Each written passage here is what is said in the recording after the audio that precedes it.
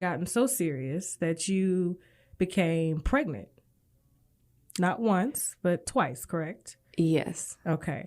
When was the first time you became pregnant with Diddy's child? The first time was October 2014. Okay. So this was like, what, a year after?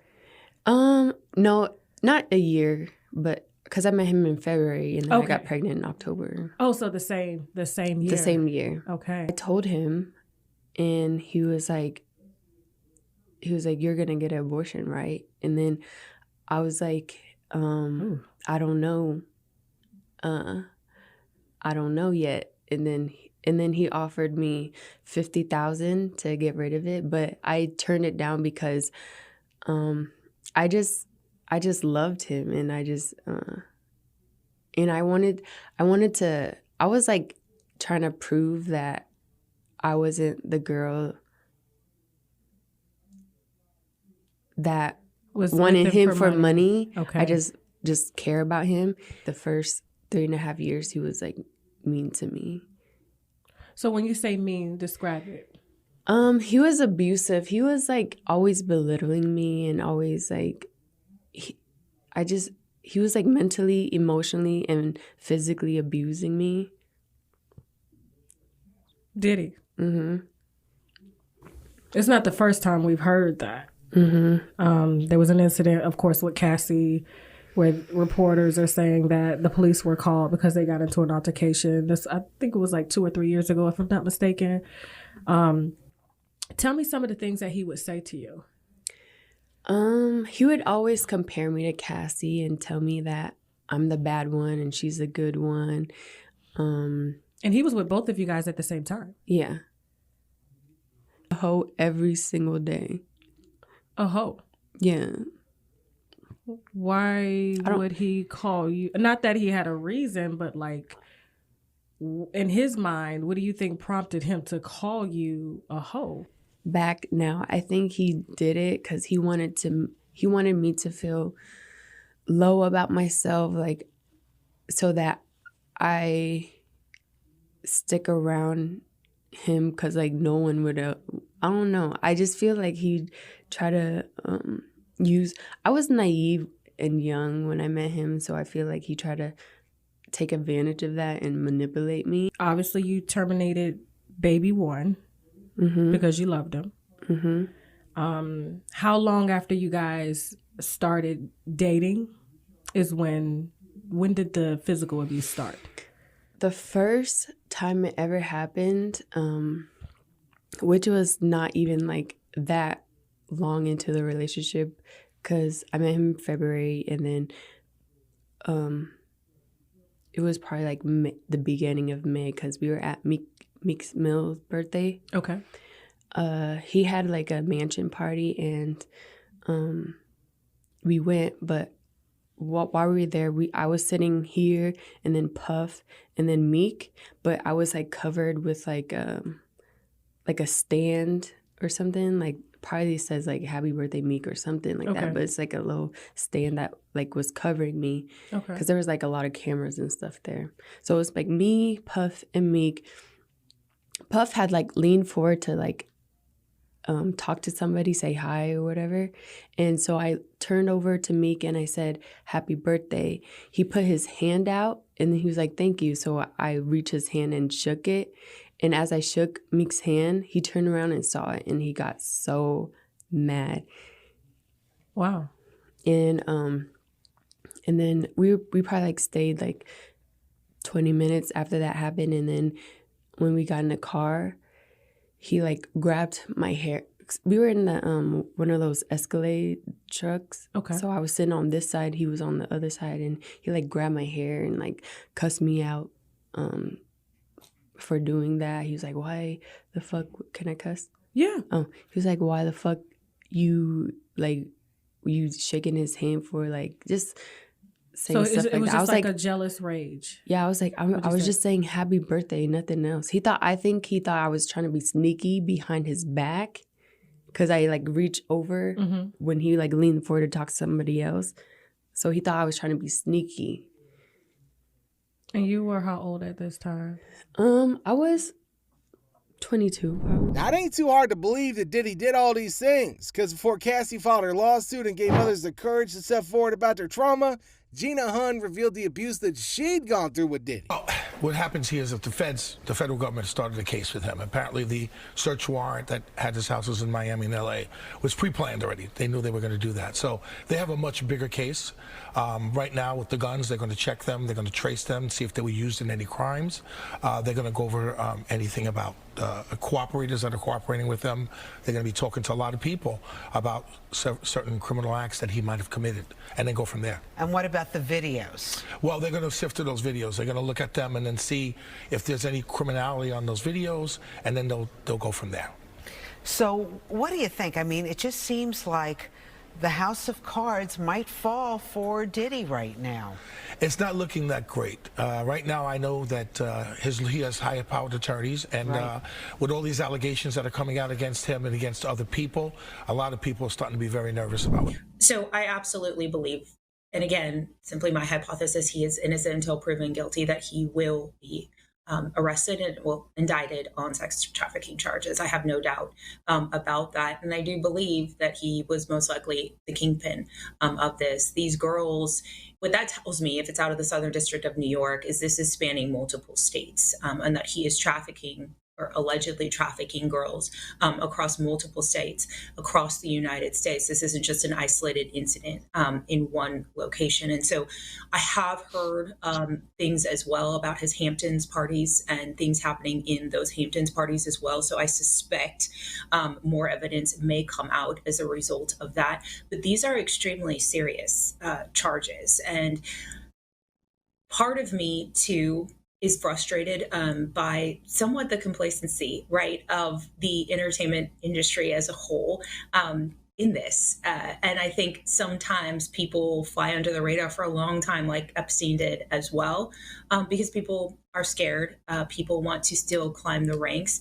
And we're doing it all the while sort of sacrificing the safety of these young victims or girls that are involved in this. And that is deeply. Diddy and his attorneys are working overtime to clear up the mess that's been created after the rap mogul's residence was raided. But according to the feds, they can try all they want, but there's a good chance that he's just gonna get locked up anyway.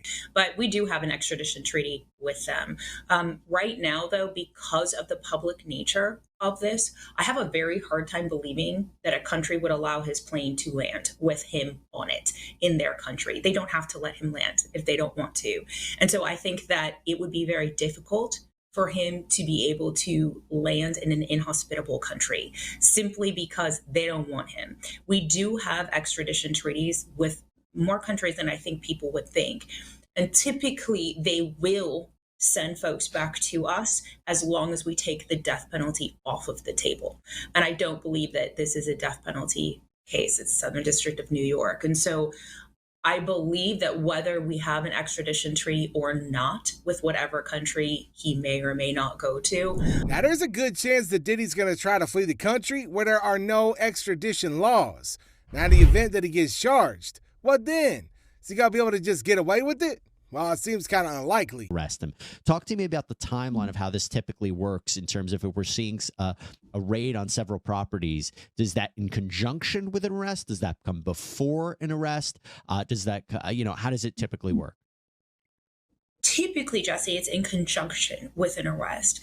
But I started thinking about this a little bit more last night, and I was thinking that if he has videos or his associates have videos and they are attempting to distribute those of young male children or female children, that means that a child is in imminent danger. And so part of me wonders if this was done to stop that, and that they will get to the arrest obviously at some point, because as you mentioned, typically these warrants are served and there's usually an indictment that goes hand in hand with that at the same time.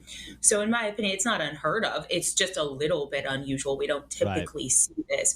Anytime we did raids at the FBI of this nature, we also had an arrest warrant for the individual as well. And so it is unusual, but I don't want to say it's unheard of. And again, I'm just speculating, but part of me wonders if this was still actively being distributed.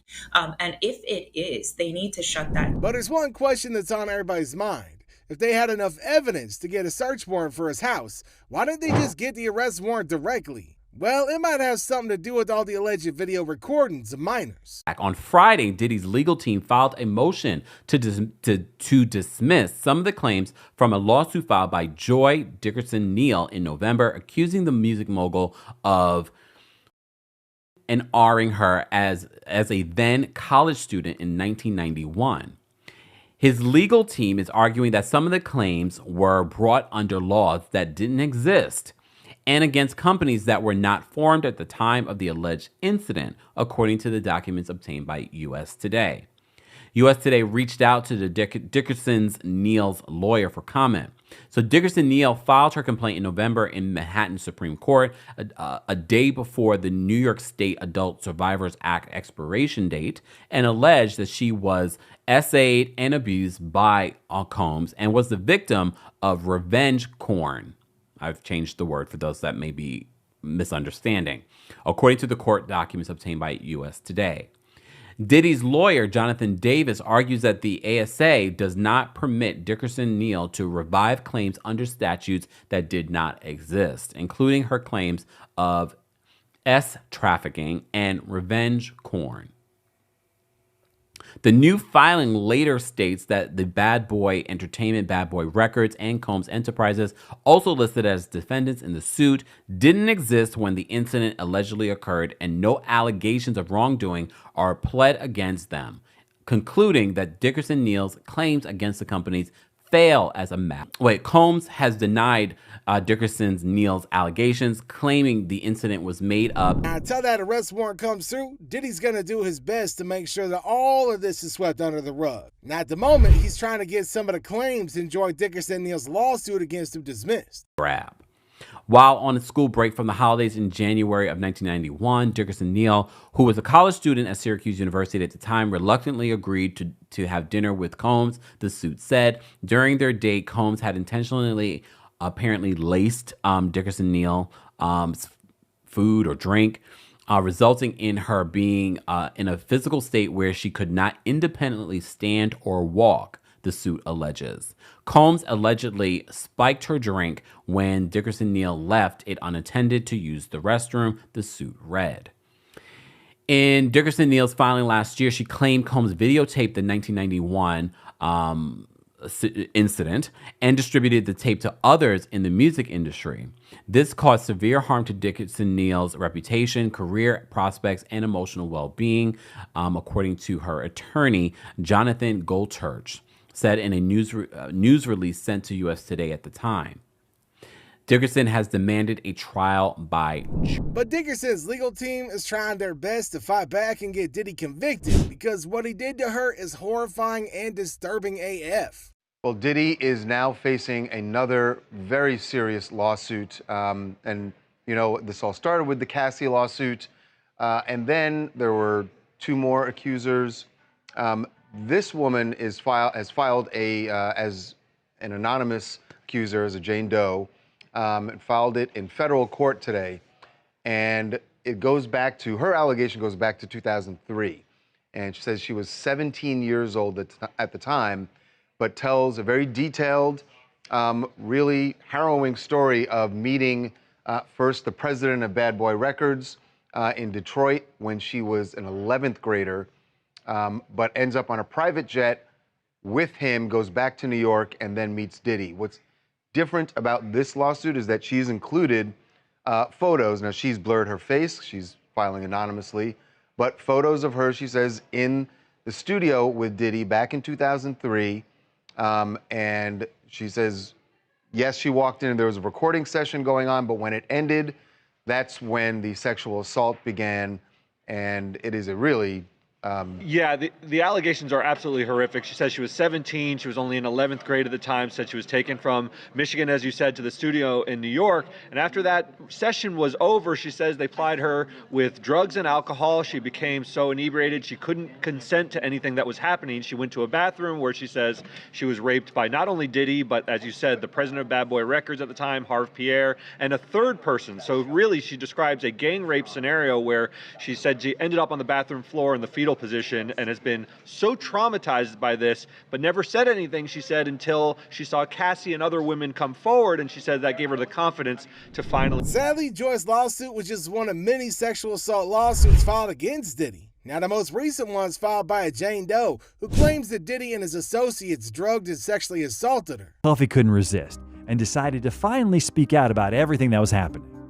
Enough is enough, the all-cap statement began. For the last couple of weeks, I have sat silently and watched people trying to assassinate my character, destroy my reputation and my legacy. Sickening accusations have been made against me by individuals looking for a quick payday. Let me be absolutely clear, he continued. I did not do any of the awful things being alleged. I will fight for my name, my family, and for the truth. Diddy being Diddy, though, was suspiciously quick to deny her allegations, saying that people was getting a little too comfortable throwing dirt on his name.